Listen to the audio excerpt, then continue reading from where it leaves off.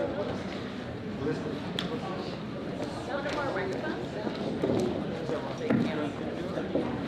we have 3 or 4 minutes?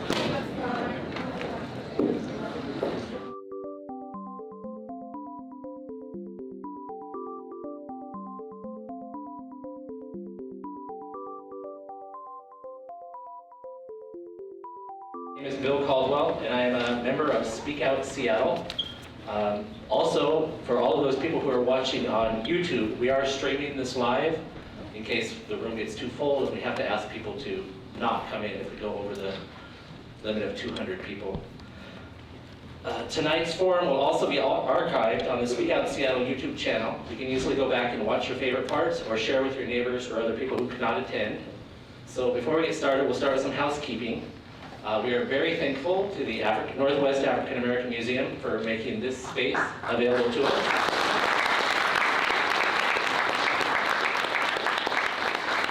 And for their generosity in helping us host for all the people in District 3. One important notice is that there is a parking lot just adjacent to the building, and any cars that are parked in those spots that are marked resident parking are subject to being towed. So if you're in the lot that's right exactly next to the building and it says resident parking, your car might be safely stored somewhere else after the event. The restrooms are just outside this door. You take a left and take another left. And we would also ask at this time that anybody who has cell phones or pagers on them, if they could put them in a mode that is silent or on vibrate, and the candidates too. That would be helpful. Lastly, we are going to have a majority of tonight's questions for the forum come from the audience members. Our group, Speak Out Seattle, is going to ask 2, but we'll probably ask like 10 more or 12 more depending on the amount of time available. If you didn't have a chance, you write down your question on a 3x5 card. We give them to the moderator, and then the moderator sorts them into categories and submits to the candidates. Let me tell you a little bit about Speak Out Seattle. Speak Out Seattle is a nonprofit, nonpartisan, truly grassroots citizens advocacy group. We have over 2,300 members from each area of Seattle. We're fortunate to have members of every race, gender, and age. We welcome people from all across the political spectrum, as long as they agree to our main group norm of respectful communication.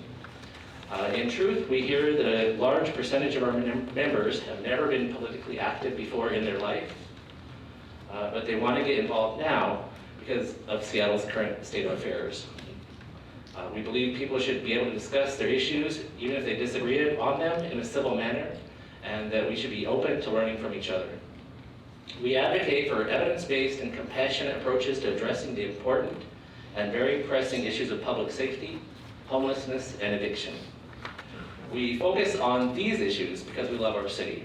We want it to be safe for our families, our children, and all of our neighbors, those who are housed and those who are not housed. We're especially concerned for those who are vulnerable and at risk of being harmed or of causing harm to others due to untreated mental illness or addiction. More information about Speak Out Seattle can be found at the welcome desk that you walked by as you came in, or you can look us up on the web or Facebook. Tonight, however, we're here to let you learn about each of the candidates who are running for City Council, District 3. We invited all 7 candidates, and we are very grateful that they've given their time to be with us tonight. We're very thankful for that and appreciate it. And we're very appreciative for all the people from District 3 who've shown up to here and join us. We hope the forum educates us all about the candidates and their ideas for serving Seattle if elected. Thank you. Before we get started, let's recognize that many volunteers from Speak Out Seattle are donating their time and resources to put this candidate forum on, as well as forums in each of the other Seattle 6 districts, so we've done them in each district.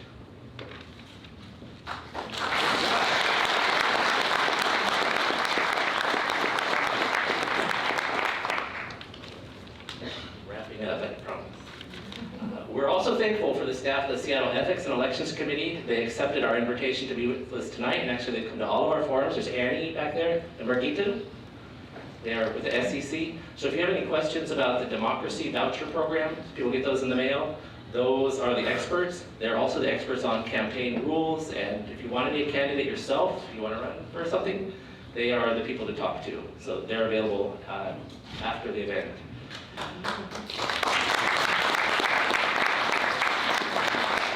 So to get the forum started, it is my pleasure to introduce our moderator for tonight, Essex Porter. Most of you will already recognize him as coming to you from Channel 7 Cairo TV News. Essex is a well-respected and experienced reporter who is assigned to cover government and politics for Cairo 7 TV. He began his broadcast career at KLMS Radio in Lincoln, Nebraska, and then served as a television reporter for KETV in Omaha and KATU in Portland before joining Cairo. Essex has lived with his family here in District 3 for many years and is very familiar with Washington State, Seattle, and District 3 political and social concerns. He is not affiliated with Speak Out Seattle, but we're very thankful that he accepted our request to serve as an independent moderator for tonight's forum.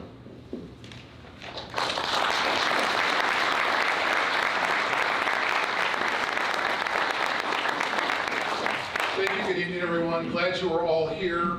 Welcome. Just a few words before we start.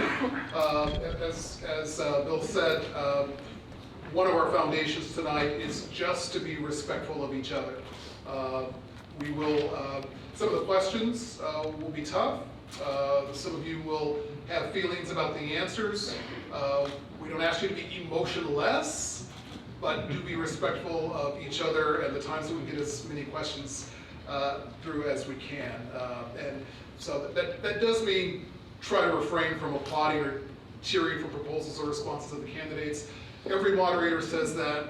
It never happens. But if you can just keep it down and keep it short, we will be fine. For the candidates, most all the questions you'll get a response time of a minute, except for the opening question where you'll get just 30 seconds for a response. That's just really to introduce yourself. To keep track of the time, candidates can see it, maybe many of you can't. There's a time clock with huge numbers on it.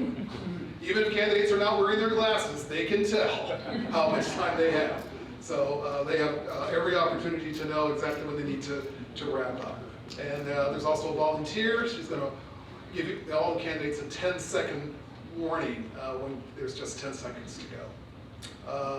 Oh, and we should tell the candidates, it's not a countdown clock. So it counts up to your 1 minute answer.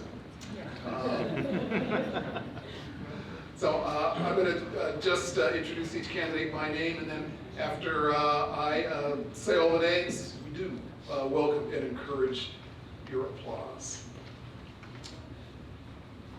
We will do the first question in alphabetical order, and then we'll just alternate to see who gets to answer a question first. You know, not every candidate should be, not a single candidate should have to answer the question first every time. We should give each of them a chance to think about it at least some of the time. And Speak Out Seattle has some introductory questions to start things off. There's really just a couple of those. Then we'll go to questions from the audience and from me, and I'll try to, if I ask a question, I'll try to remember to identify that it really comes from me, and if it's an audience member, I'll say from an audience member.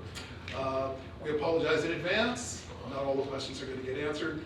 There's a pretty big stack here. I'm not going to hold it up because it is in some sort of order, and if I move them, I may not remember what order they are in.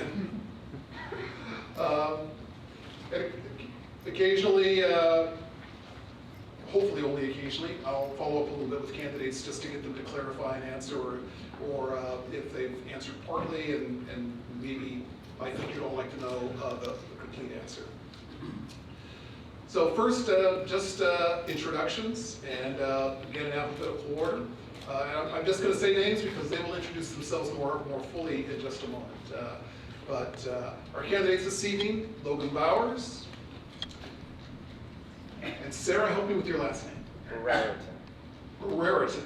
Correct. Sarah Barreriton, Zachary DeWolf, Fatma Rakami, Amy Nguyen, Egan Orion, and Shama Solomon.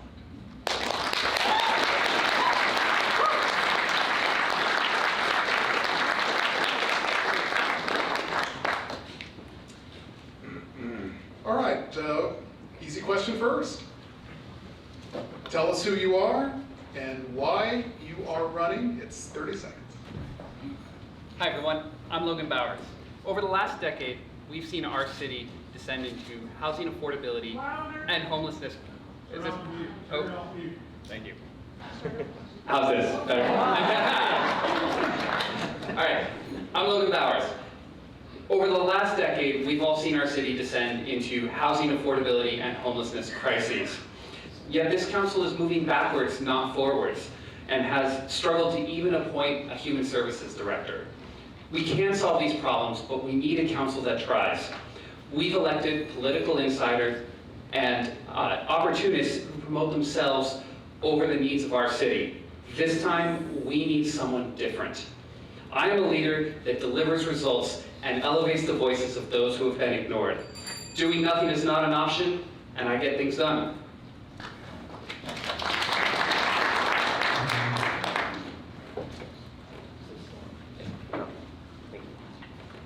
I'm Sarah Brereton. I'm not twittering. So, STEM programs, trades, small business ownership are proven to break intergenerational poverty. In 2017, 63% of homeless engaged during sweeps turned down housing. That's unacceptable. We must afford people the dignity of personal responsibility as we offer them a hand up. No elder in D3 should be displaced from their home because they can't afford to pay taxes. I'll push for audits of all tax-funded nonprofits and community organizations in D3. Thank you. Good evening. My name is Zachary DeWolf. I'm a citizen of the Chippewa Cree Nation, and I'm currently your Seattle School Board Director, honored to work on behalf of students, teachers, and their families. I'm actually running for Seattle City Council now because our representation isn't working for all of us. We need leadership that is focused on solutions. In Native culture, we often talk about the 7 generations principle, which says that what we do now must create positive and sustainable solutions for today and 7 generations into the future. I will find a way for us all to work together to create a Seattle for everyone, even if we disagree, because every neighbor has value and every neighbor deserves to be heard by their elected officials.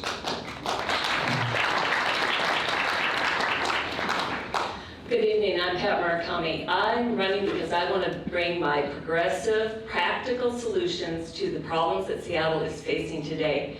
I am running because I have witnessed residents of District 3 being overlooked and disregarded by the city. I'm running because I care about everyone. No one should be living in tents, ramshackled RVs, or sheds. Everyone deserves solutions to solve our problems, and our council has failed to do that.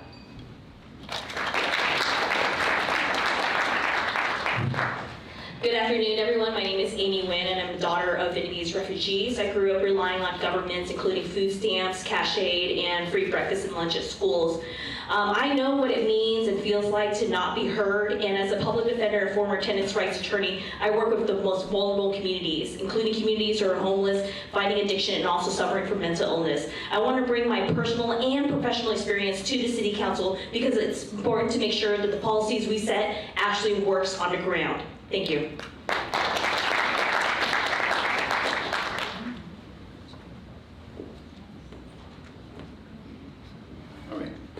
Hello everyone, my name is Egan O'Ryan. I am the founder and the organizer of the Pride Festival, which is the largest single festival day in all of Seattle. I'm also the executive director of the Capitol Hill Chamber of Commerce and the Broadway Business Improvement Area. I spend every day working in my neighborhood, making sure that the streets are clean, making sure that businesses are prosperous, and that citizens are heard and represented. I don't feel that's happening right now at the city level, so I stepped up to run. Thank you. This year's election will be a referendum on one question: who gets to run Seattle? Amazon and the Chamber of Commerce, or working people? The political establishment have utterly failed to address the affordable housing and homelessness crisis. Seattle needs rent control, tax big business, not working people, to fund a massive expansion of social housing and homeless and mental health services. But to bring any of this, working people will need to build fighting movements just like we did to win the $15 minimum wage and many renters' rights.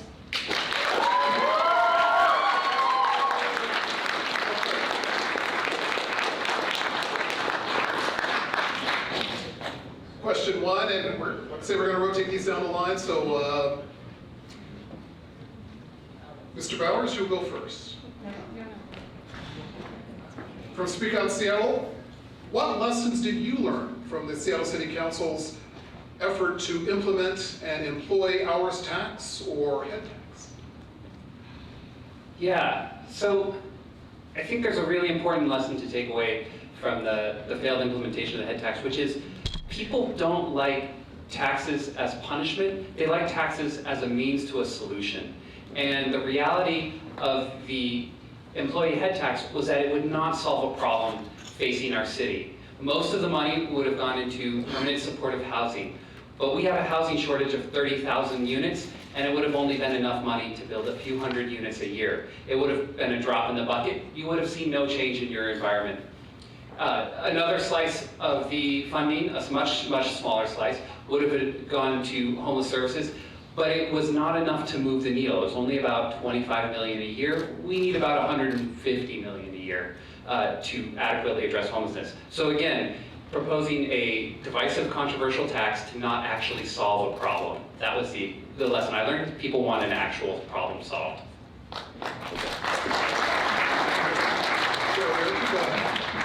Okay, sir. Yeah. Hello. I supported the repeal of the head tax. It was an attack on big business, which I do not support. Any attack on any business. It had no solutions to homelessness. I think that what we need to have is accountability with organizations that offer these services.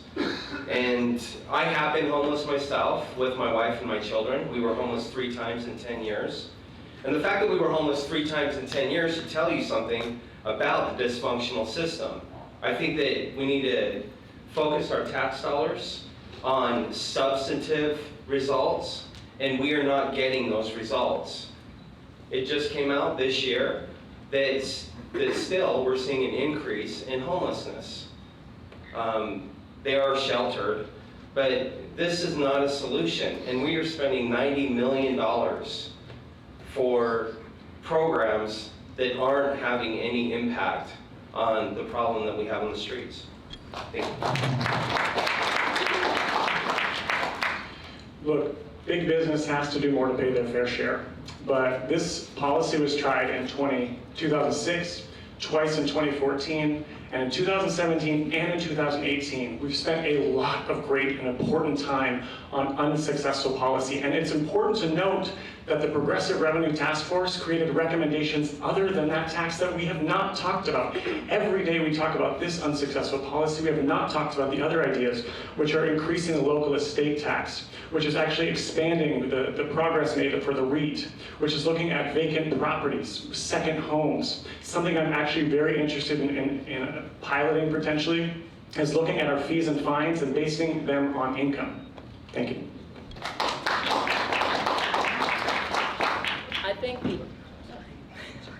I think the experience with the head tax points to an ongoing problem. The City Council does not speak to the constituents before passing legislation.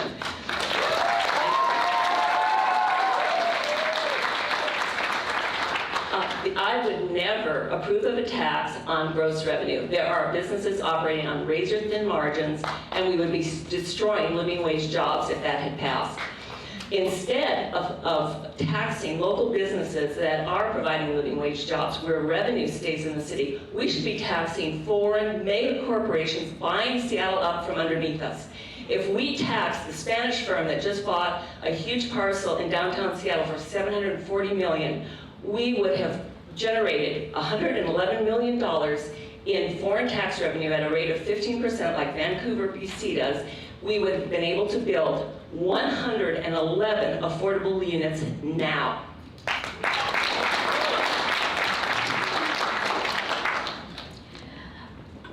Having once again come from a community where I felt never heard, the head tax situation showed that we're diverse communities, and we want to be heard from our representatives and by our representatives.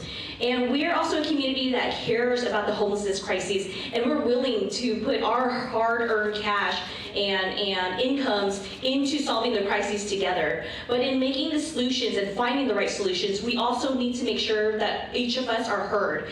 And both sides, yes and no for the head tax, came out feeling very upset because nobody was heard. It was a rushed process, and a lot of people felt that there were a lot of backdoor conversations. We need to make sure that we hold these city council accountable and make sure that they represent and speak to constituents of the city.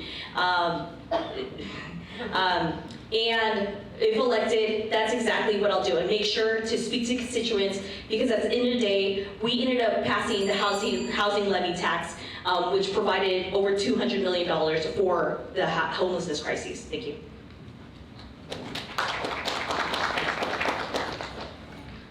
One thing that we all want in healthy, vibrant communities, or that we at least say we want, is jobs, and jobs that pay a living wage. So I found it a little crazy how we've been attacking businesses that create jobs, living wage jobs.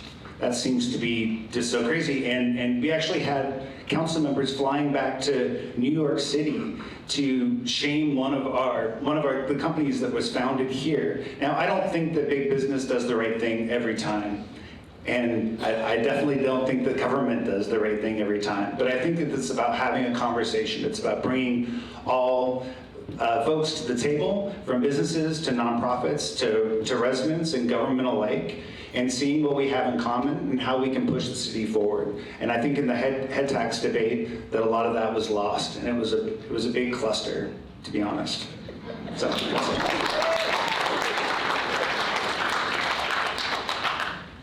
Seattle has the most regressive tax system in the entire nation, which means working people and small businesses bear the brunt of it. The Amazon tax would have taxed the top 3% of the businesses in this city, not small businesses, not working people, to fund one of the only rational things that can work to address skyrocketing rents and the homelessness crisis, which is expand social housing, which is publicly owned affordable housing and funding for homeless services. The problem with the Amazon tax was not that it wouldn't have worked, but that our movement angered the Chamber of Commerce and Jeff Bezos and the billionaire class, and they bullied and threatened our city. And instead of standing with our movement, shamefully, Amazon's mayor, Durkin, and 7 of the 9 council members capitulated to big business and repealed it. But that same year, last year in November, 3 cities in California won similar taxes, which means when we fight, we can win, but we need to build powerful movements to fight big business.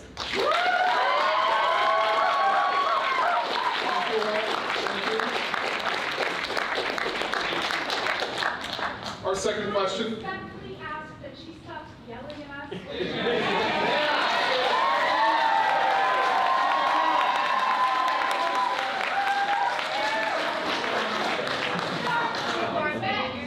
The microphones do carry well. Each candidate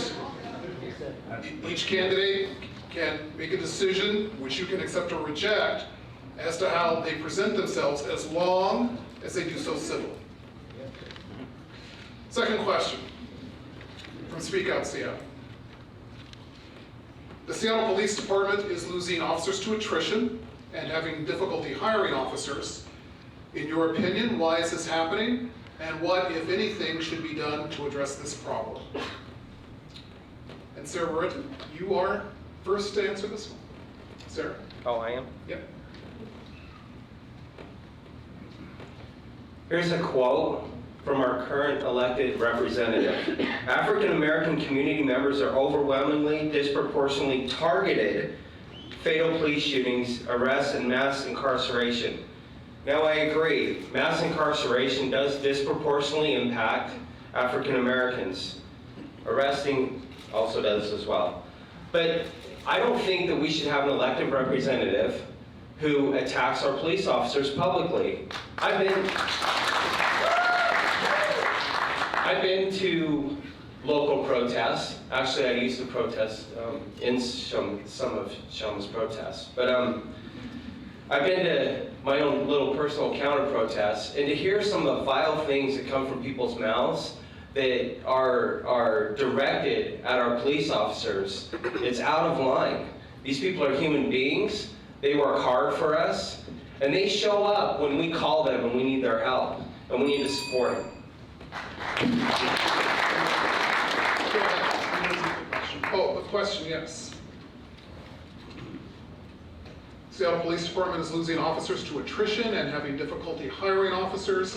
In your opinion, why is this happening? What, if anything, should be done to address the problem? Yeah, this is a great question. You know, I think part of what is really important is that we have to thread this needle very carefully, and I speak particularly for Black and Brown and LGBTQ communities because we have a certain troubled history with police and the criminal justice system. So we have to be very thoughtful about the answer being more cops. The thing I'm interested in is making sure that our police force represents the communities they're serving.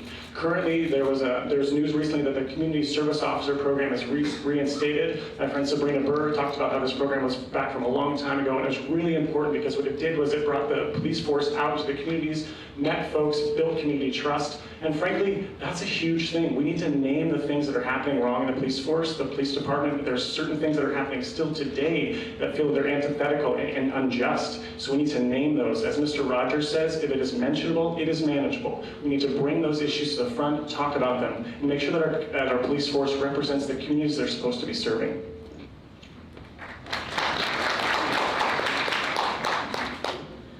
I'm in my 10th year as the president of the South Seattle Crime Prevention Council. I am on record of supporting the police when they do the right thing and standing up against them when they are wrong. I have the harassing emails to prove that I'm responsible for the removal of a racist captain and sergeant at the South Precinct, and I will do it again.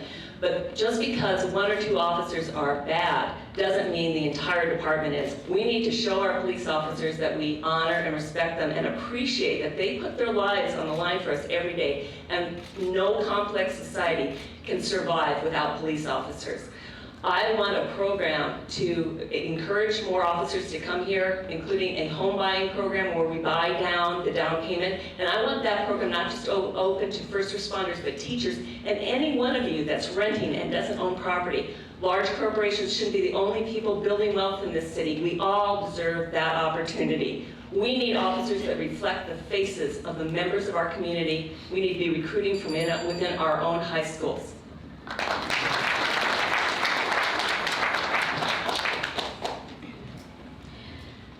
My experience growing up in a low-income neighborhood, definitely there were times when I saw great police officers helping the neighborhoods, and there are also times when we struggled to see the officers who would push my friends against the car and be quite brutal with them. And as a public defender and representing thousands of people, we see the same. There are some amazing police officers where I tell my clients, you're lucky to be alive today based on what I've seen in the facts. On the other hand, there are other police officers who I think require a little bit more training or for somebody to look into a little bit more about how they're going about their jobs. But what we need to understand is in the long run, we need the police department to work with the community and make sure that they are respected. When a police officer responds to a situation and if they feel a high anxiety, that leaves no one safe. And so we need to make sure that we work together on the police side and the community side to create a working environment. Thank you. I think one of the reasons that we're losing officers and not able to retain them. Is it this one? No. Nope, sorry, I'm supposed to leave that there. All right. Sorry, I'm running away from the feedback. I think over the last 10 or 12 years, I think you've seen the job of a police officer in Seattle change a lot. And so they're not only cops anymore. They actually used to walk the beat in Seattle. They don't do that anymore. They're in their squad cars and on motorcycles. They play many roles. They're social workers, they're counselors, oftentimes they're the first responders. So I think that a lot of cops have gotten burnt out, and the booming economy has also not been able to keep up with pay for them. But what I would say is, I think that we do need to round out our social services with more folks that can serve people that are not cops. There's places in Black, Brown, and LGBTQ communities who also deserve to be safe. Who need representation, people that they can chat with, and it's not always going to be a cop. So, anyways, thank you. African American and indigenous community members are overwhelmingly disproportionately targeted in fatal police shootings, arrests, and mass incarceration. Seattle police shoot and kill more people each year than the police forces of many countries. The city's political establishment unfortunately just approved a police contract last year that rolls back hard-won accountability measures with only my dissenting vote. I stand with the Black Lives Matter movement and the No New Youth Jail movement in demanding a democratically elected community oversight board in Seattle with full powers to hold the police accountable, including setting department policy and procedure. We should also note that Seattle already spends a big proportion of the city budget, $400 million, on the police department. We need to expand funding for constructive rehabilitative programs like the enforcement assisted diversion, which I have fought for and won funding, but it is not enough. We need to fund Career Bridge.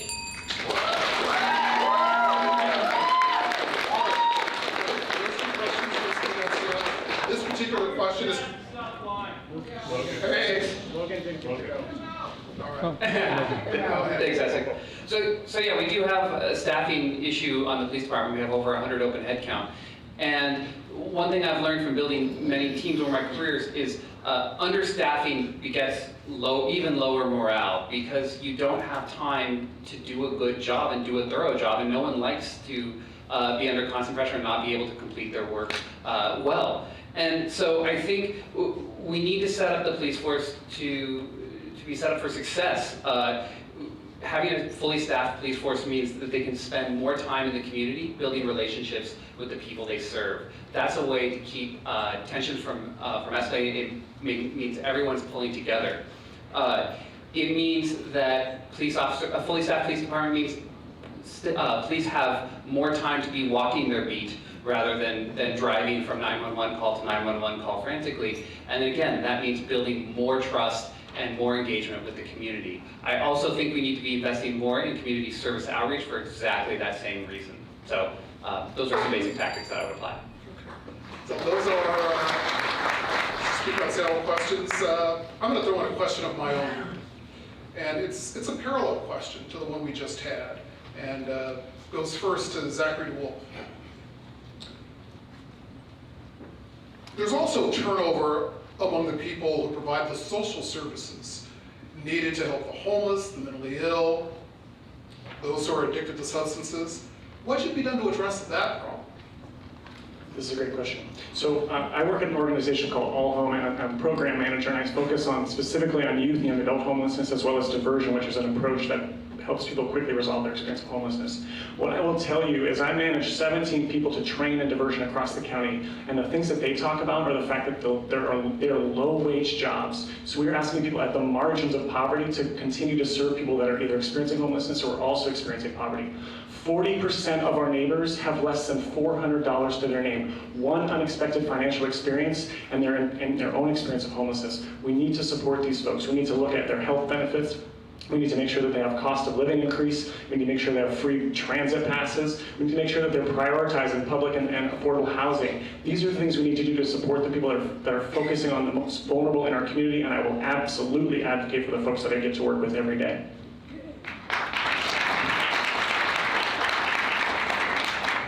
Well, social workers and first responders are all suffering from PTSD. We need to support them and have free programs to help them with that before it becomes critical, before they're one of the drug addicts out on the street, before they become an alcoholic.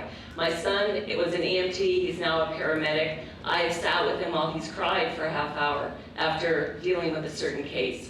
His life has been threatened.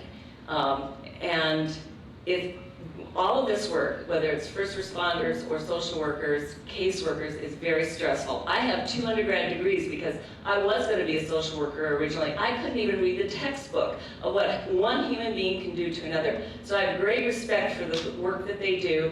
We need to honor them and be there for them. One of the things that we could do is have more volunteers to help support them. I was a member of the CASA program when it was originally Guardian Ad Litem. We can have other people in the community mentor and help with caseloads.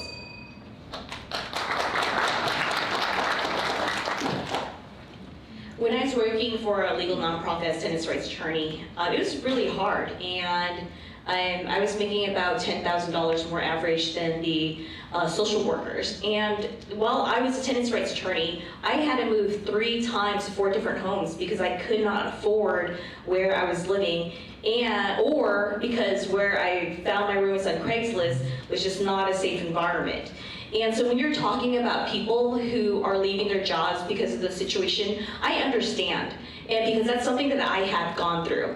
Not only do we need to make sure that our support employees are getting wages where they can afford to stay in their city and live in a safe home, but we also need to make sure to understand that they're all dealing with secondary trauma.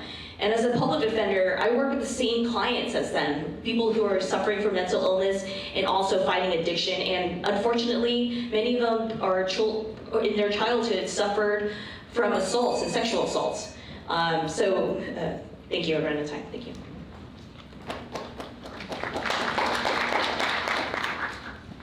So last year when I started my job with the Broadway Business Improvement Area, Capitol Hill just lost its homeless outreach workers that we have for a couple of years. So I reached out to my friends over in First Hill Improvement Area and also Chinatown ID because they had no social workers at the time either, to see if we could petition the mayor's office and council to bring those social workers back to our neighborhood.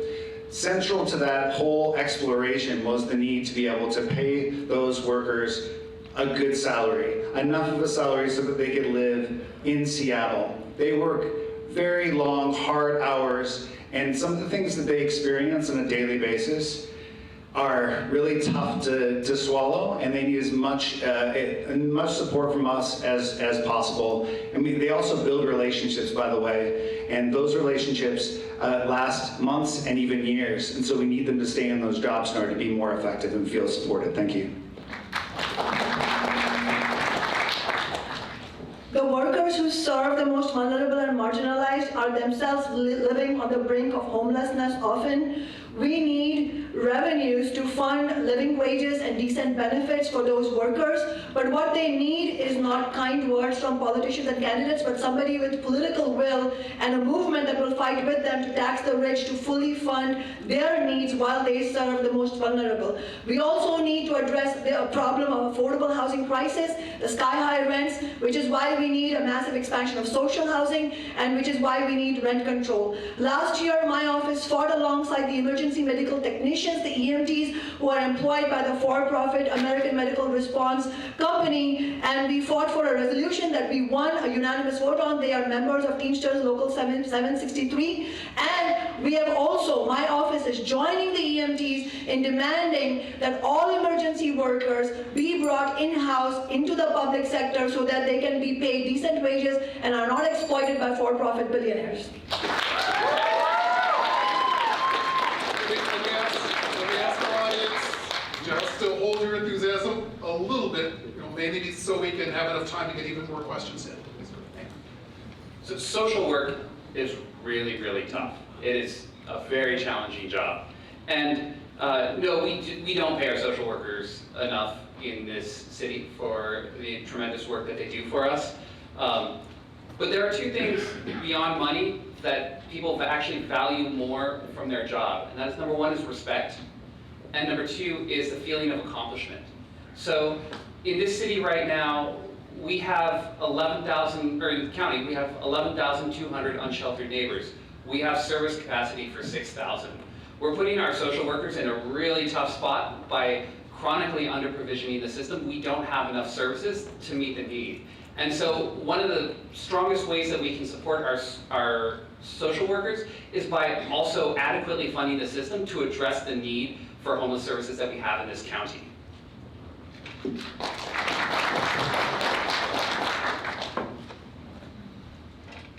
We do not need rent control.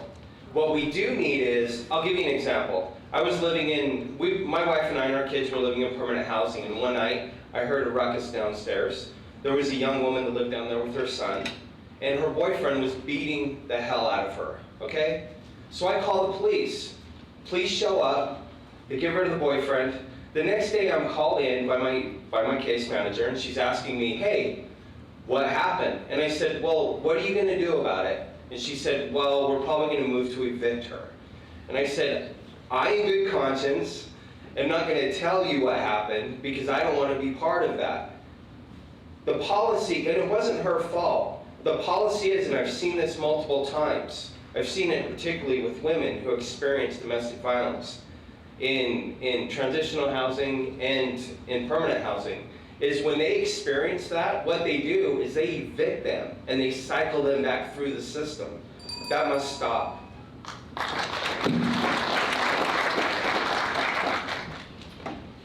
Our next question starts with Pat Murakami, comes from our audience. People of color are being pushed out of the Central District at alarming rates, especially black residents. What policies would you support to reverse this trend? Well, MHA isn't helping. It was passed unanimously by all 9 city council members. It disproportionately impacts low-income people, people of color, long-term black residents of the CD. We need to preserve the diversity of property and home ownership in this city. So we need to rewrite that legislation. We need to go back to HALA, which was written by and for developers. 24 of the 28 members of the HALA committee were developers.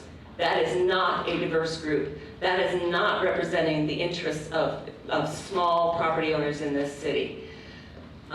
Also, we need a program where we can freeze property taxes on long-term or multi-generational houses so that they stay in the family. When something is redeveloped, because we are growing, I want development done thoughtfully, and I want to protect legacy businesses and residents.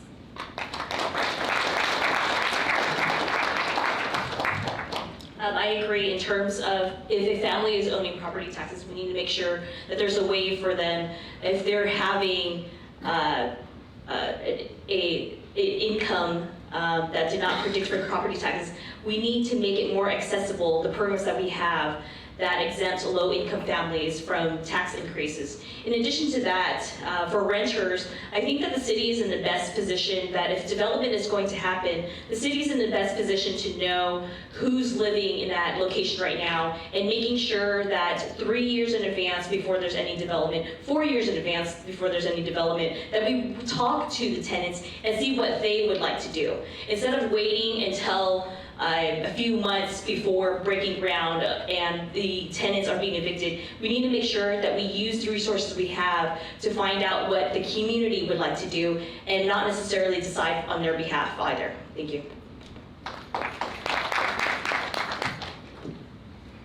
So a couple months back, I visited the groundbreaking for the Liberty Bank building, which is a Capitol Hill housing project that's just off of 23rd and Union, where I live.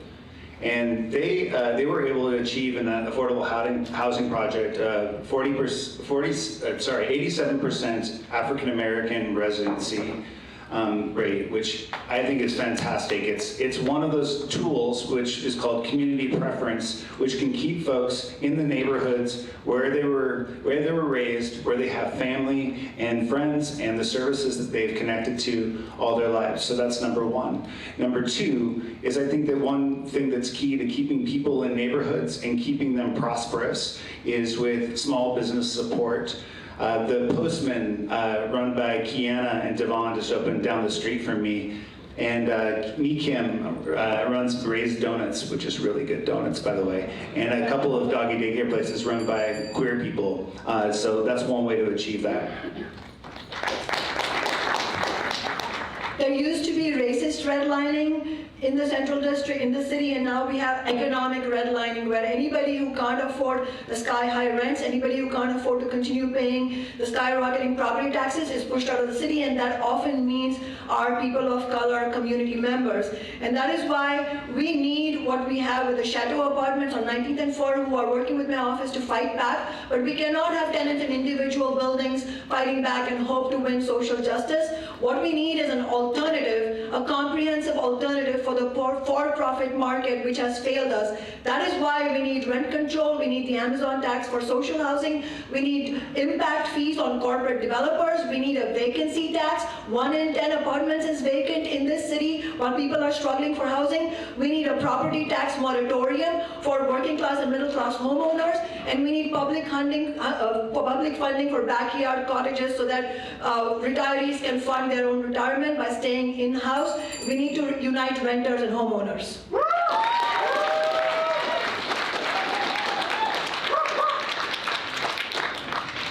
So the reason we're seeing folks displaced from the Central District as well as from other neighborhoods in the city is this. Over the last decade, we added 100,000 jobs to downtown Seattle alone. We added 45,000 housing units or so citywide. So the question is, where do the other 55,000 workers that arrive downtown live? And the answer is, they displace someone else who makes less money than them. We have to balance the number of jobs and the number of housing units in the city so that everyone has a place to live. If we don't do that, we have a structural problem that guarantees someone's getting squeezed out. Now, the interesting thing is no amount of public dollars can fix that. The only thing that can fix that is zoning that the city decides. So the city decides if it's legal to build new housing units or not legal to build new housing units. And interestingly, the city decided disproportionately to put the new housing units in the Central District. That's why we see additional displacement in that neighborhood. It's one of the neighborhoods that's growing faster. We need to spread the growth evenly throughout the city and accommodate enough to meet the jobs.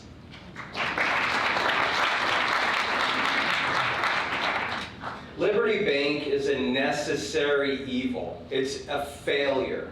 And the reason why I say this is what we're doing is we're building low-income housing, right?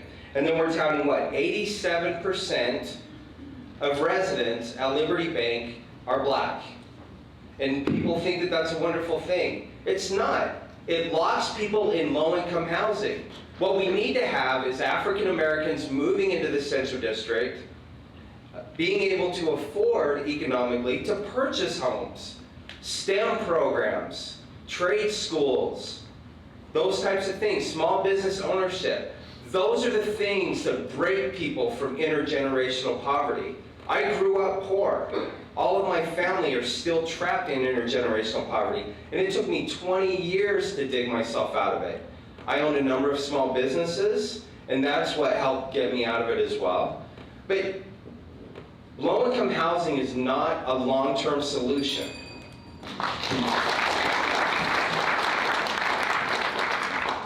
The precision of our solutions must match the precision with which they are inflicted on black and brown communities historically. In the 1970s in the Central District, black and African Americans were 70% of the population. Today they are 18%. We need to make sure that we are allowing and making sure that our seniors and black and African American folks can stay here in this historically and traditional neighborhood that they've always lived in. I'm looking forward to working with Councilmember Mike O'Brien on ADU and DADU legislation to make sure there's income generating opportunities. We also need to think about shallow rent subsidies. I was really excited about building a proposal with Building Changes that allows for a long-term subsidy for 1 or 2 years for folks that have differing income levels. The other thing too is we are not talking to our neighbors about the fact that the King County Assessor's Office has a property tax relief program for seniors. The threshold is $67,000 in income. These are things we need to talk about, making sure we're promoting. We can keep our neighbors here because they deserve to stay here.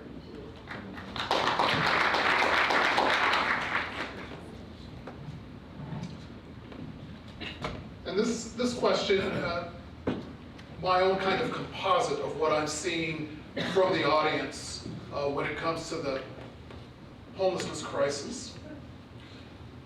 And I think the audience is just looking for details. What is your approach for a solution that works for those who are homeless so that they have the safe and secure housing that can keep them off the streets, and for those who are their neighbors who are looking for safe and secure neighborhoods. Amy Wynn, the question goes to you first. Thank you. For the neighbors, a lot of us who are neighbors who are working, a lot of us are one paycheck away from becoming homeless. And so that needs to be a concern that we recognize. That once again, senior citizens who are living on an income that it was not expecting the high rates of taxes coming in, who are so close to homelessness, we need to make sure that we create programs for them to stay in their homes, for workers to stay in their homes, and people who are low income to stay in their homes. I was fortunate to have Section 8 growing up, but the fears of losing that subsidy throughout childhood was a reality that still impacts me today. And regarding things that work for homeless, I strongly believe that when we provide housing for the homeless, we also need to provide case management, because a lot of clients that I've worked with are not only dealing with homelessness, but also mental health issues and also drug addiction, and they need a helping hand to make sure that they can get out of it. Thank you.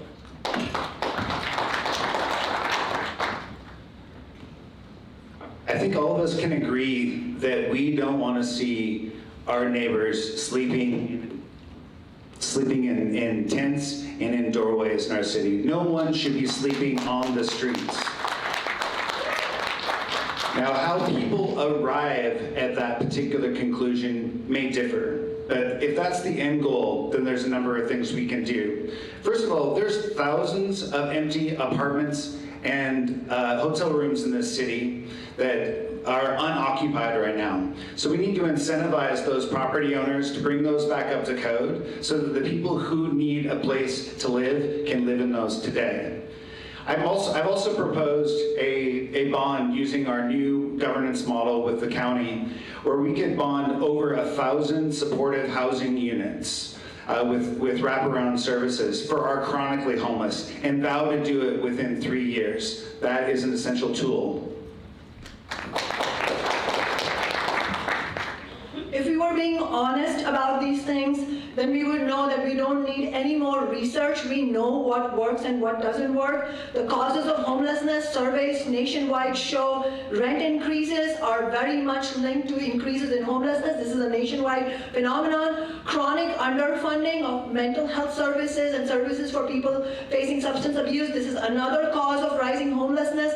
We have 25,000 households in Seattle that are paying more than half their income in rent, which means they're one rent increase or one small crisis away from being made homeless, even though they're not homeless today. So we cannot duck the question of services plus affordable housing, funding for both of them. We need to tax the rich, even if you don't like the sound of it. That is the only rational solution, because we need alternatives to the for-profit market. And the only way we can address the housing and homelessness crisis is to fight for bold policy solutions like rent control and taxing big business.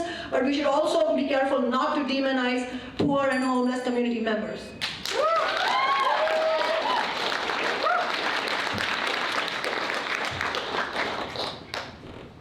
There is no one magic bullet that solves homelessness. It is very much an issue of the right tool for the right job. And by that I mean, a mother fleeing domestic violence with her kids has a very, very different need than somebody who's on the street with a substance use disorder. So homelessness response is fundamentally about pairing the right amount of services for the right groups of people based on their need at the moment. That's basic governance problem. That's blocking and tackling. The city council is an oversight body, so that's about setting goals, measuring against those goals. That's the basic governance that we're missing today. And when I'm out doorbelling and I meet people, I get an interesting perspective. And part of that blocking and tackling is the quality of the services we provide. So one woman I met, she works at Harborview. She said, "Logan, that's great, but do you have any idea how many homeless folks coming out of good shelters I have to treat for lice and scabies?" Like, we have to keep these basic things under control so that our services are effective. Let's be clear, okay? The current homelessness crisis and chronic homelessness is not about affordability. It's about drug addiction and mental illness. That's what it's about. Over the years,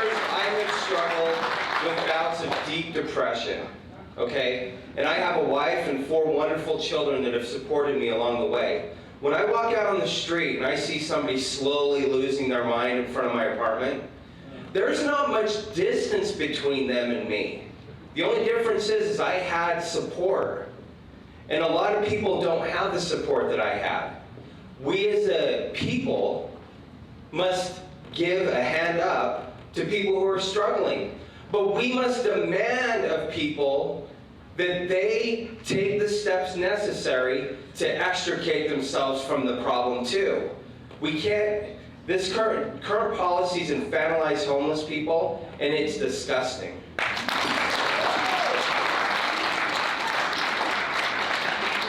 Housed people cannot continue telling unhoused people what they need for their solutions. What we need to do is center people at the center of these issues and the solutions. And I will tell you some nerdy details here. In the 1970s, we were building 600,000 units of affordable housing. By the 80s, it was 10,000 units.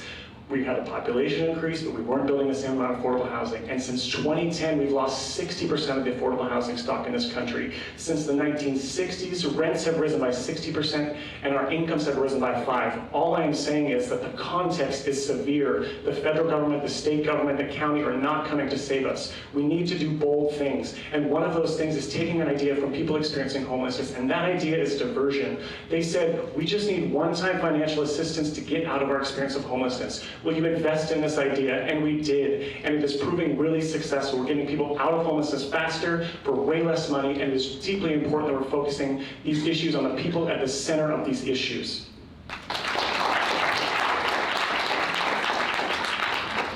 This is a major crisis, and we need immediate action to help people. So I'm just going to talk about 2 of the many subsets of people out on our streets. The economically homeless, we can immediately match them with people, homeowners or apartment dwellers that have a spare bedroom, and give the people that will host someone free utilities. We can't do a property tax break, unfortunately. With regard to people that are suffering from mental illness and or drug addiction, they are living in vile, subhuman conditions.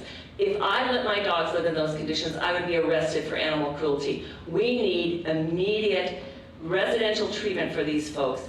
And 2 of the things we could do, one, the nurses' dormitory across from Harborview could be purposed for that. We could bring in a used cruise ship, which would have immediate bedrooms, restrooms, kitchen facilities, everything you needed to have a treatment facility that would work, where we could positively impact these people's lives.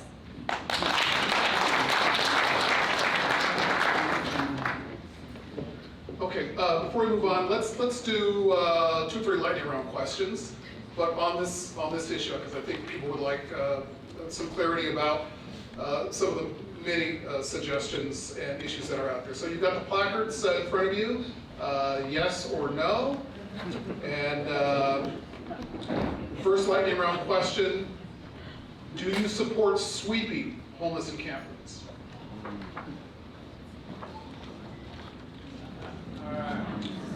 Okay, second lightning round question. Do you believe that homeless, substance-addicted folks on the street should be forced into treatment?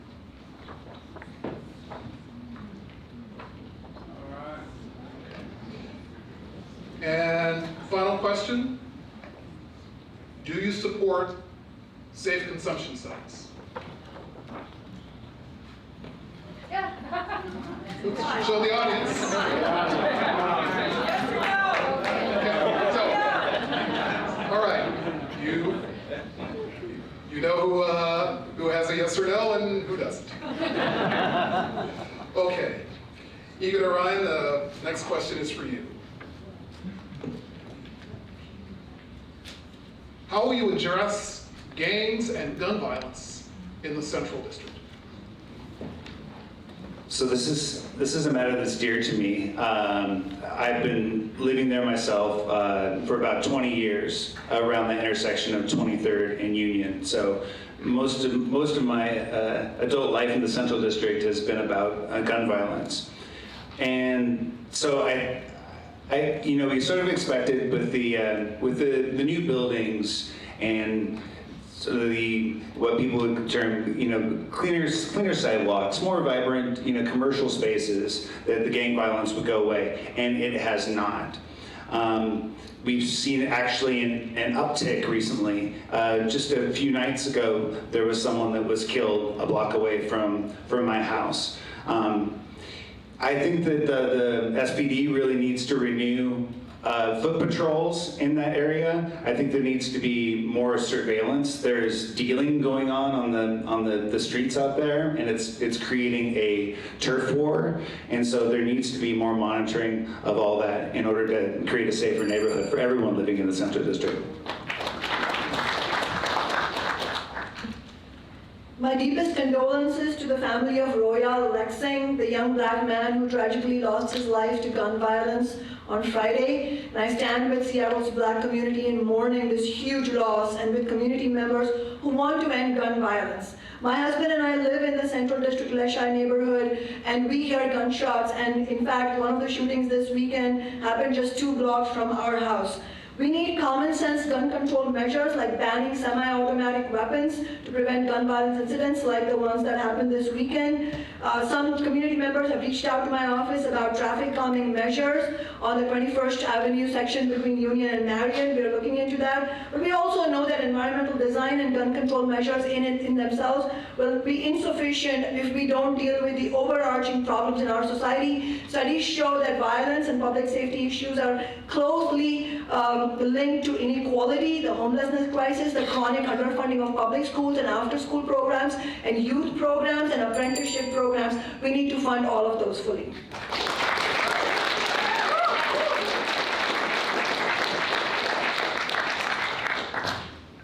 So I think this relates really well to your previous question about the issue of staffing in the police department, because, foot patrols and better community outreach are fundamentally how we build relationships to catch folks who are perpetrating violence in the community. People within the neighborhood, some folks do know what's going on, some folks do know who's perpetrating it, and having those healthy relationships with the police department so they can work together to root out those elements is absolutely critical.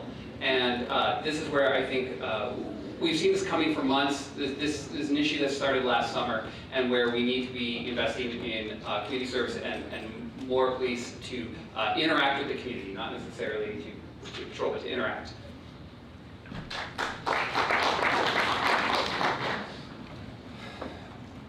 I lived at 23rd and Cherry with my family for about 5 years. We'd wake up in the middle of the night to drive-by shootings. From my perspective, people who engage in drive-by shootings are degenerates, and they should be hunted down by the police and thrown in prison. As far as firearm restriction, historically, firearm restriction was used against African Americans. It's a constitutional right to own firearms, and I think more African Americans should actually own firearms, as well as everybody else. But, this whole pick and choose about constitutional rights and which ones we should get to have and which ones we shouldn't get to have is a non-starter for me. We need to have more patrols by police, and I called for more patrols actually on Facebook when I owned my coffee shop, and I was told that, I was somehow calling for executions of African Americans on the streets. And that's not what it's about safety. I've been thinking about this a lot since Friday. I know we had a few shootings here in our community. I think the first thing is we absolutely need to make sure that our community and our neighbors have their basic needs met, like housing and jobs, and they can get to where they need to safely and on time.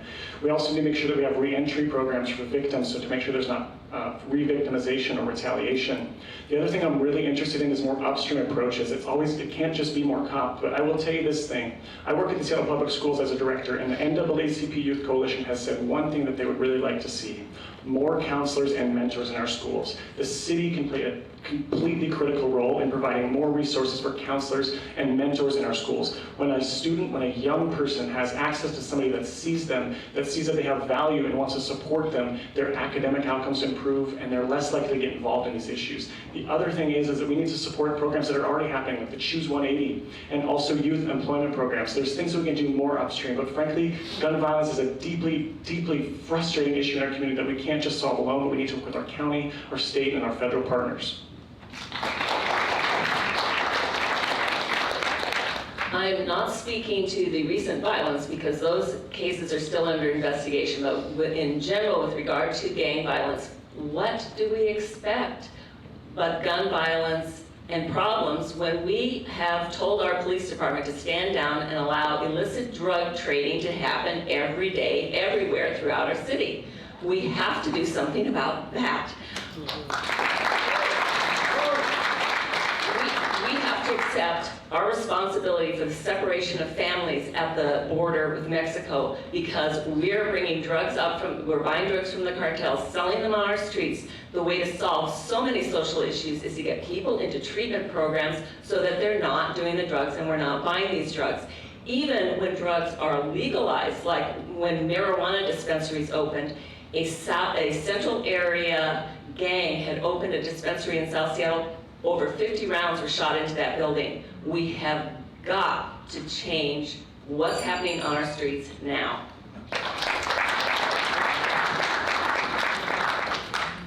Similar to what Egan was expressing with his experiences growing up, I grew up in a racially segregated neighborhood, mostly immigrants and people of color. And it was normal to hear about the Bloods, the Crips, the gangs that still exist today and that I lived through as a child.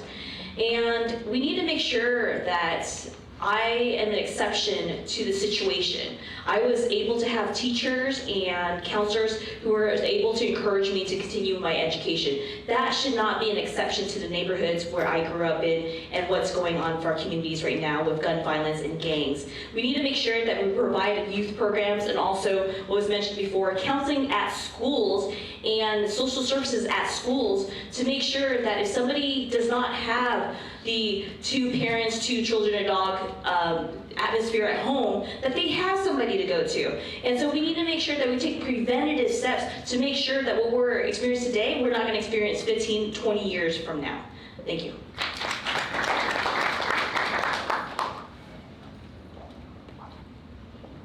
Next question, beginning with our answer, will be Sean Sawant. Question from the audience. Would you consider rolling back what this audience member calls the city's anti-landlord ordinances to remove a barrier to homeowners considering converting their single-family house to an accessory dwelling unit or a duplex or a triplex and encourage more housing diversity? We absolutely need to make sure that we encourage homeowners and renters to get united to fight for the measures that can actually help alleviate the housing and homelessness crisis. And that includes very concrete questions on how homeowners can actually afford to live themselves in their homes and not have to leave Seattle, and at the same time build backyard cottages or accessory dwelling units so that they can get some income without exploiting renters, and at the same time it provides affordable housing for somebody else, for another family. But the biggest barrier that we face is not the zoning changes. Zoning changes are going to happen, they are coming up. The biggest barrier is what most council members and most candidates won't talk about, which is how will these, many of them elderly but middle class and working class homeowners fund the construction of backyard cottages in their homes. That's why we need to expand public funding to enable that, and for that we need progressive revenues, and for that you do need to talk about taxing the rich.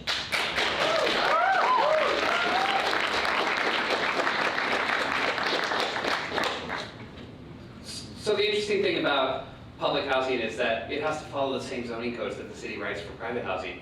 So we have a zoning code right now that does not allow the creation of duplexes and triplexes in about somewhere around 70% of the city.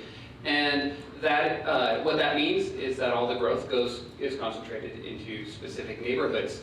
As I mentioned earlier, we're short 55,000 housing units relative to our jobs. Some folks live outside the city. My estimate is we need to find about 30,000 housing units. If we If we legalize just one triplex per block citywide, that's 35,000 housing units. So imperceptible change for any given neighborhood, but completely solves our housing shortage. So it's these little changes in the zoning code is totally a land use decision that makes it either legal or illegal to have enough housing for people to live in. Can you repeat the question? Yes. Sorry. I apologize. Would you consider rolling back what this audience member calls the city's anti-landlord ordinances to remove a barrier to homeowners considering converting their single-family houses to accessory dwelling units or duplexes or triplexes and encourage more housing diversity? There's two things that really bother me about local politicians. Two of them is they want to control property owners' right to do what they want with their own damn property. The second thing is they're always trying to get in your pocket. Those, anyways, so the issue that I see is an erosion of property rights with regard to homeowners being able to do whatever they want. I support people building cottages and expanding their basement or whatever to offer that to the public. But what we need to really focus on, though, and I think that it's kind of a side thing from this, is if you think about all of the land that current sheds are covering that are housing people, we could house 10 times more of that in raised structures. We absolutely need to encourage more and diverse housing types. I was on the Capitol Hill Community Council for 4 years as the president. We created the Capitol Hill Renter Initiative. One thing we talked about was the 1926 Supreme Court decision that actually defined zoning, which is really rooted in exclusion and racism. I will say this. When I was on the Capitol Community Council, I was also part of this group called the Capitol Hill Champion, and we were working for the Capitol Hill Light Rail Station, the transit-oriented development above the light rail station. What was really exciting was that we worked with the state to make sure that 65% of the air rights above the light rail station was devoted to affordable housing. I'm interested in looking at the 105 schools we have across Seattle. Margaret Morales wrote Sightline very recently that a lot of our schools are completely surrounded by single-family zoning. It would be an exciting opportunity to decrease segregation in our schools, to increase the types of students in our schools. If we looked at the zoning around our schools, just to get creative, to say, this is where we can do some more missing middle housing. I'm in favor of some rollbacks if they're done in a thoughtful way, but we have to consider a couple things. One, if somebody is selling a single-family home, that's more affordable than a single-family home with an attached accessory dwelling unit. And that's certainly less expensive than a home with both an attached and a detached accessory dwelling unit. So are we creating a crisis of less affordability? Blackstone, the world's largest landlord, is coming into our city and buying up single-family homes and renting them out. We need to enforce the ADU and DADU laws and make sure that a property owner is in the main structure any place that we allow this, and fine heavily when that doesn't happen. It's creating problems for the neighbors. We end up with bad neighbors because the landlord is absentee and not paying attention.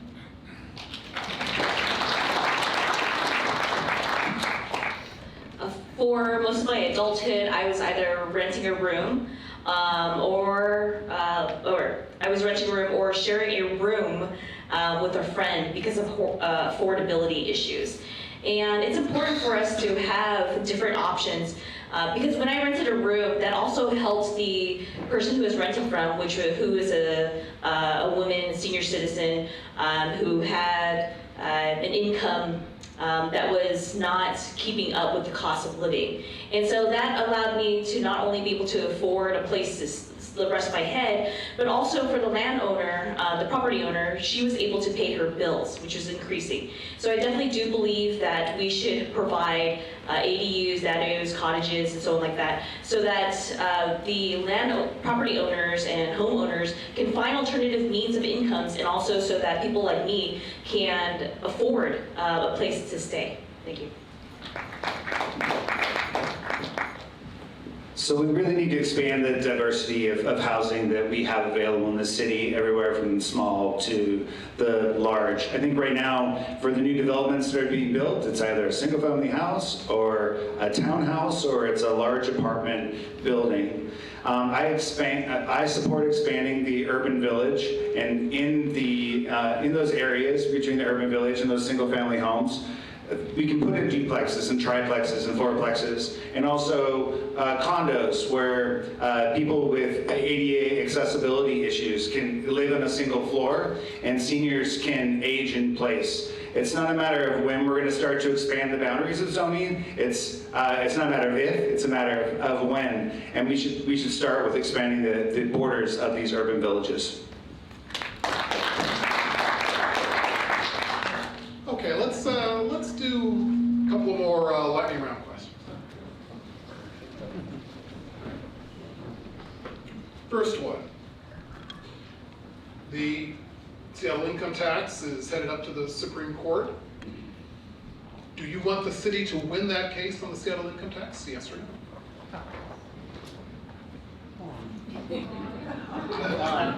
Sarah, I think it's upside down.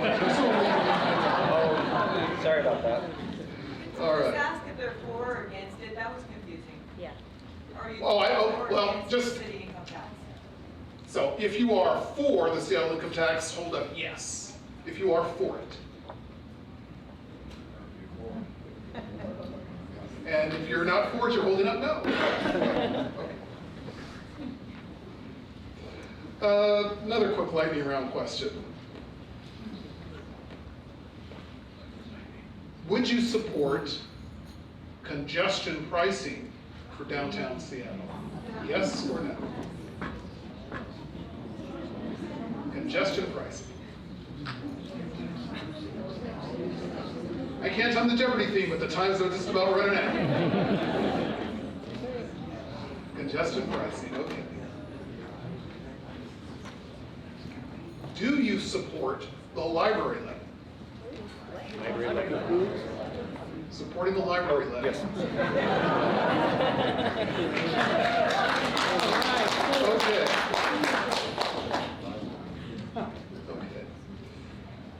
Here's a question from the audience, and definitely a question away from much of what we've been discussing. And Logan Bowers, I think you get the answer first this time. Where does each candidate stand regarding only contracting with socially responsible corporations, the city's ordinance? And would it mean supporting firing Wells Fargo again, or not purchasing from Amazon?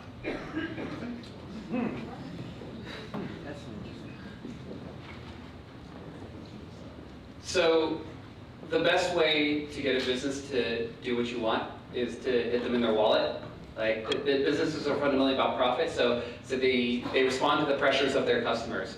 I think as a city, it is okay and oftentimes proper to purchase services with our values in mind. I think we have to be very clear about it. If it's going to cost us more money to do so, we have to be very transparent about how much money we're willing to spend to advance any given value or cause that we care about. And I think sometimes that will be a really good trade-off, and sometimes I think we will have to grit our teeth and buy from a vendor we would perhaps not be so excited to support. I think Wells Fargo is actually a great example of this because the city looked into alternative banks and there basically aren't any. So, you know, their practices aren't good, but also they're the most reasonable solution we have as a city. So, in moderation.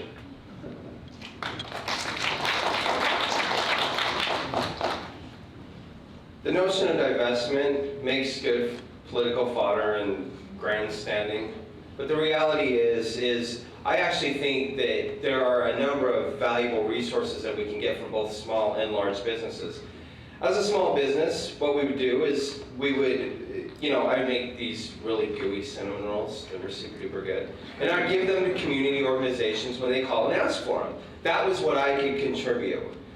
During the head tax debate, I was thinking, what can Amazon contribute other than the fact that they're contributing, $100,000 a year jobs to our economy, all that type of stuff, is I thought, why don't we get them to link up with community organizations and during the summertime, teach coding courses to students? Why don't we do something like that? Why don't we have mentorship programs for underprivileged students where they can hang out with an Amazon employee and have some sort of mentorship program for something like that? Thank you.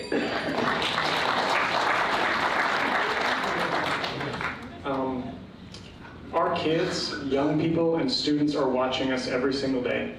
I was at an event on Friday and I met a adopted mom, and she said that one of her kids had seen a picture of me with my husband, and we had a baby in our hands. It's not mine, and I'm putting myself on the hook to say that we're not there yet, we're gonna be there.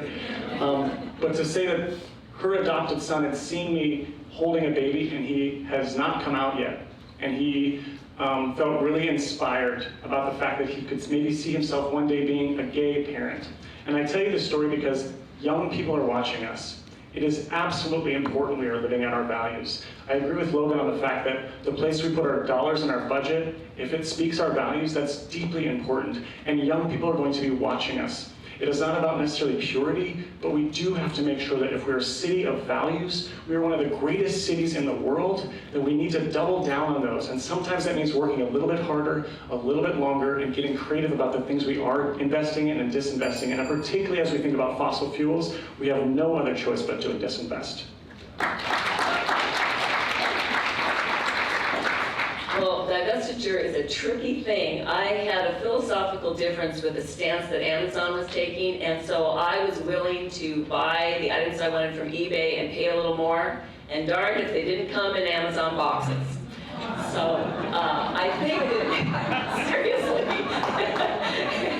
So I think what we need to do is be a global leader and work with the corporations and affect positive change in their behaviors, in what they do, in the actions that they take, and learn to work cooperatively with those that we're using for services, supplies, etc. I think that could be much more powerful and more positive in the long run.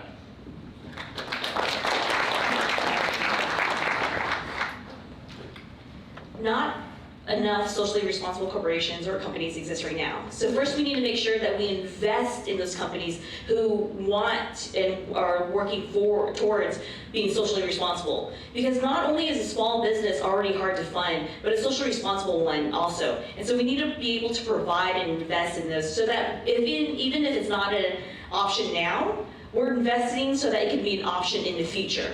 And if it's not an option right now, then we should be working towards it being an option to invest and work with socially responsible corporations.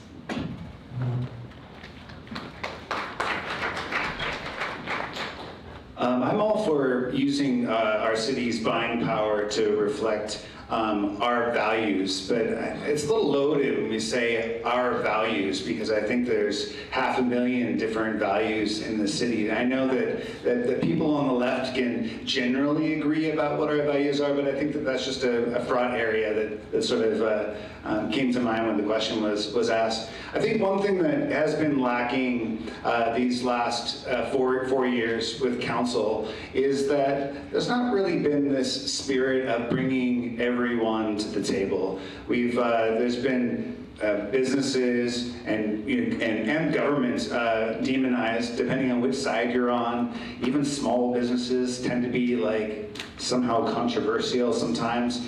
And I think that we can bring everyone to the table. We've got some huge challenges that we have to fight as a city, and if we come together, I think we can tackle them much more effectively. My office has been part of the courageous movement led by indigenous activists and the environmental rights organizations, and together we were able to win a unanimous vote to divest from Wells Fargo, to divest the city from Wells Fargo, which is a notorious corporation which exploits people of color customers.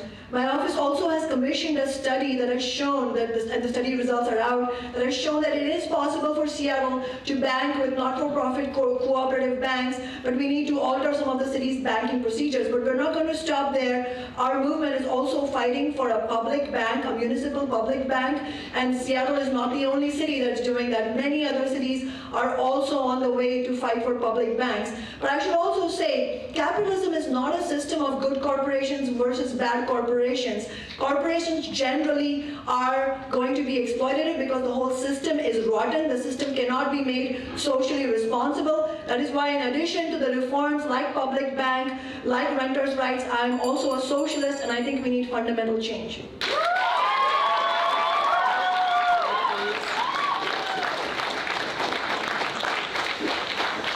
Let's get the remaining answers in. All right, final question. Well, final question before we close. We will get a chance to close. This comes from the audience, and Sarah goes to you. Will you support more taxes, or are Seattleites taxed enough? Now, all of you, I believe, do support the library levy. But beyond that, support more taxes, or are Seattleites taxed enough? Well, it is a levy, meaning we're going to get to vote on it, right? So I don't support politicians who bully all of us and try to prod us into handing our money over. What I think we should do is, if we want to pay more taxes, we as a people should vote on it. It's that simple. I don't think that the city council, I don't think that really most government should be imposing, well, on a federal level, it's a different story. But on a local level, I don't think that the city council should be imposing taxes. The soda tax, for example, I think it should be repealed. I think it's actually a regressive tax, right? Those who can afford soda economically tend to purchase soda different than, anyways. But that's all I've said. Thank you. Can you ask that question again, Essex? Yes. I know it seems basic, I just want to make sure I answer it. Question from the audience. Will you support more taxes, or are Seattleites taxed enough? It is no secret that we live in the most regressive tax state in the country. So we absolutely need to look at that and make sure that we are right-sizing our taxes. That is why I do support a state income tax. That is why I do support a capital gains tax. And frankly, I was very disappointed we did not get a capital gains tax this year, because I will tell you a secret that's not really a secret. Our public schools are underfunded, and it was an opportunity to make sure that they were fully funded. What I will say is this: property taxes do hurt some people very hard, very difficultly, and I'm speaking of seniors specifically, but there are relief programs. I think we need to make sure we're right-sizing it, and it's going to take a lot of work, so.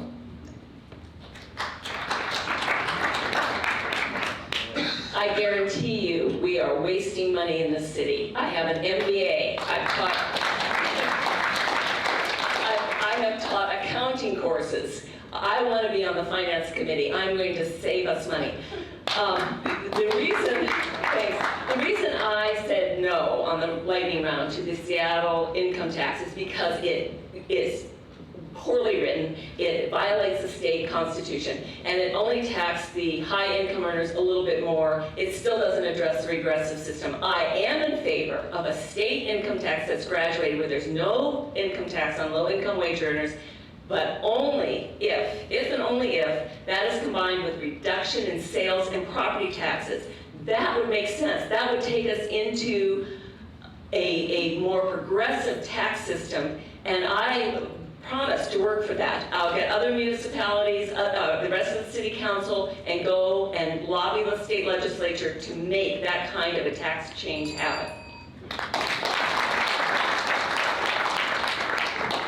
I think we have reached a point where a lot of property taxes are actually causing homelessness or causing people to be displaced. Yeah. But I do believe that capital gains tax is an alternative rather than using more property taxes. The capital gains tax would make sure that in those situations, people who are making hundreds of thousands of dollars in profits, whether from stocks or from the sales of homes or properties, that would be taxed. And so using that alternative would make sure that we keep people housed and remain in the house where they have been living their entire lives, raise their kids, and want to spend the rest of their lives in. Thank you. So I think we should be taxed differently, not necessarily taxed more, but we have to accept the system that we've been given, at least in the short term, because we have a city to run. I think that one of the frustrations I've seen in the last few years when it comes to the city's budget is, and we've seen it, we saw it in the reaction to the head tax vote, is that the voters do not trust the city council to spend their money, and so they're not going to give them any more. So we need to audit the budget. There's bills that are owed to the city. We need to go and collect those funds. Even something simple as pet licenses. There's like half the city that are avoiding pet licenses, and we can collect millions of dollars additional revenue if we would just do the basics of the books for Seattle. The question, do you support more taxes, cannot be a class-neutral question in a society like the kind we live in. Seattle is deeply unequal, and Seattle and Washington State have the most regressive tax system in the entire nation, which means if you're working people, you pay a lot of your income in taxes, and if you're wealthy, you pay very little. If you're a big business like Amazon or Microsoft, actually you get money back. And that is why, and in fact, thanks to Trump's tax cuts, Amazon billionaires got a $129 million tax rebate. That means they got $129 million back from the government. How many of you, have you and I have ever got $129 million back? So in reality, we have to fight against these regressive tax systems. I voted against the solar tax because I believe it is regressive. We need to tax big business. We need a tax on the wealthy, but we cannot hold our breath for the state to do it. This is the same state that gave Boeing a $9 billion handout while selling us out. That's why we need to start the fight in Seattle.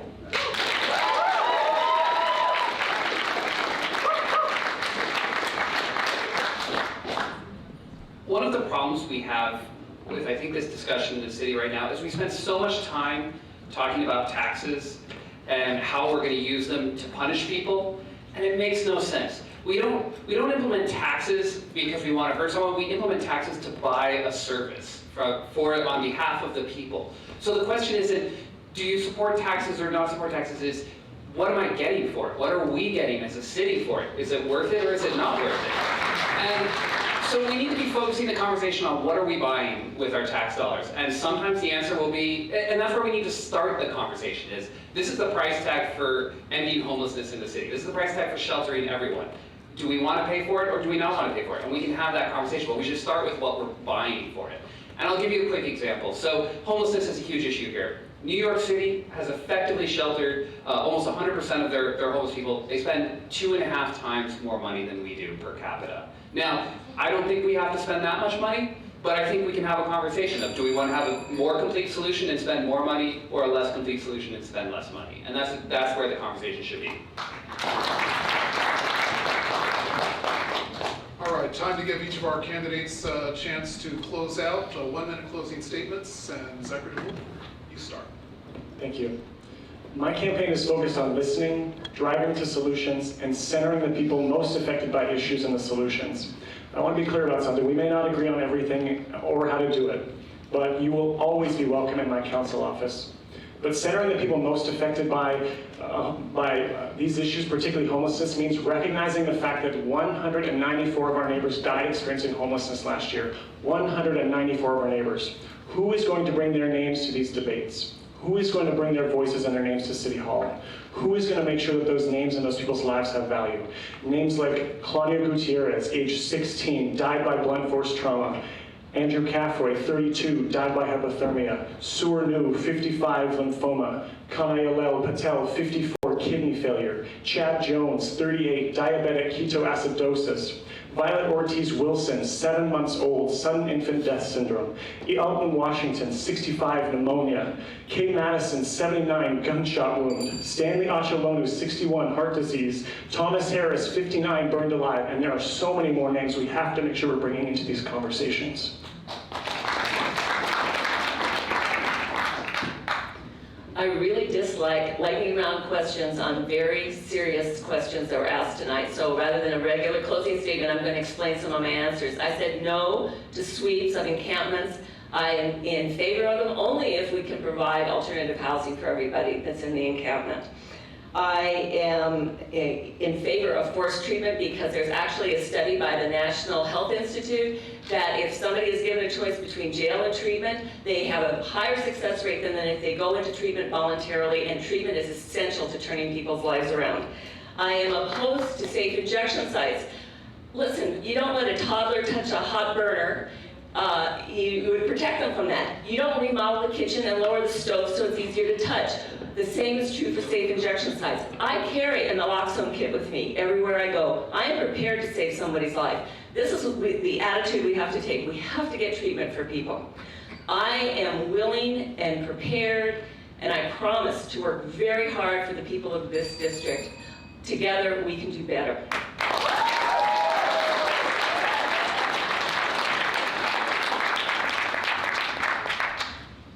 Thank you for coming out tonight. And what I've been learning through the campaign is just so how much people care. How much people care about our neighbors and how much people care about people like me. 30 years ago, 30-something plus years ago when I came to this life, our family struggled. And it was not until I went to college that I was able to reinvest and get further education so that I could dedicate my career to public service. 18 years is a long time to ask everyone for help. But with the right investments, right things can happen. If we work together, great things can happen. And so we need to make sure that if a person needs a helping hand, we provide it to them, and we have, and we need to continue to do that.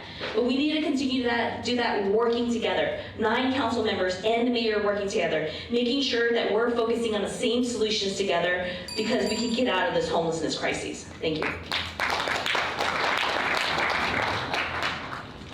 Well, it's clear you're going to get someone very bright in District 3 as your next council member. That's for sure. There's a lot of great folks here tonight. I'm glad to be here with you all. Central to my campaign is the need to provide 24/7 low barrier shelter to those who need it, and also to provide mental health and addiction services to all who need it. I think that sometimes gets lost in this conversation. I also think we need to get creative about our affordable housing crisis. There are other cities like Atlanta who use Open Doors, which is a program we piloted here, where you can get market rate apartments that they're purchased by the city, and then we keep a stock of housing for ourselves so we can always place folks who are in need of housing there. And also we need to work with the county to bond 1,000 new supportive housing units. And we can pay that back with the general fund because we're paying that money over and over and over again right now. We have people languishing in our city streets, and we can do better by them. Thank you. Speak Out Seattle, the organization, and the Seattle is Dying film have talked about evidence-based solutions, but have been doubling down on failed strategies. Mass incarceration, criminalizing homeless people, demonizing those facing substance abuse. These ideas are not only inhumane, they have resoundingly failed. Pushing failed ideas is the opposite of evidence-based. Seattle needs rent control, tax big business, not working people, to fund a massive expansion of social housing, transit, and services. Seattle needs to show real leadership against Trump's anti-worker, bigoted agenda by building movements of working people to fight big business, to make Seattle affordable for all, make Seattle ICE-free. I came here tonight because socialists believe it is important to participate when major debates are provoked by the crises of capitalism. However, I completely disagree with scapegoating the most marginalized in our society. If you're genuinely concerned about the failure of the establishment to address homelessness, you should fight for rent control and affordable housing and not fall for dangerous right-wing ideas.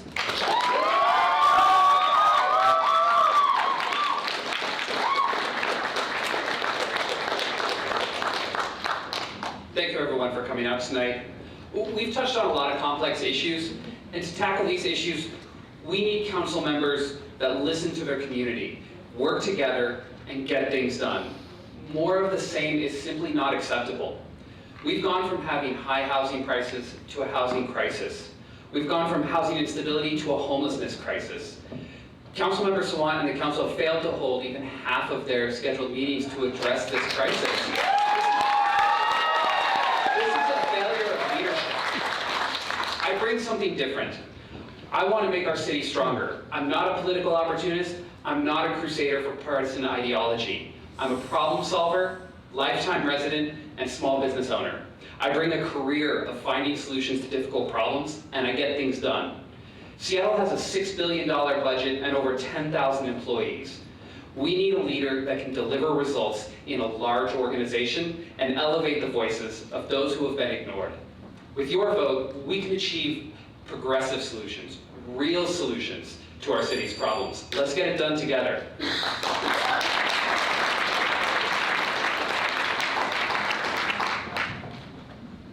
I'm going to be reading from this. 60-second. Well, Sorry. no, it's Here's a 60-second distillation of what I have to say. STEM programs, trades, small business ownership are proven to break intergenerational poverty. Sanctioned tents and sheds is ceding defeat. We must afford homeless people the dignity of personal responsibility as we offer them a hand up.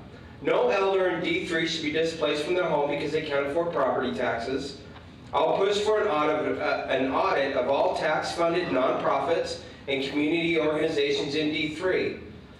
We have a right to know if that money is being used effectively. No rent control. Let's stop political grandstanding.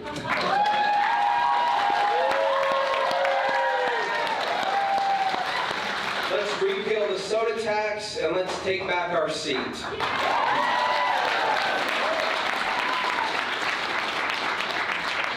That concludes our forum. Candidates, thank you all very much. A couple things before we go. One thing is that the Northwest African American Museum was so kind to give us this room at a low rate. There are some donation boxes in several areas. If you want to donate, that would be very helpful. We want to thank everyone for participating tonight, especially our moderator who took time out of this evening. We want to thank the candidates who were kind enough to all show up and come and speak with you. Then we want to thank the audience for coming. Hopefully you learned a lot and can share with your neighbors and make a better vote in September. This is the last Speak Out Seattle Forum at each of the 7 districts. If you want to go back and see them, Steve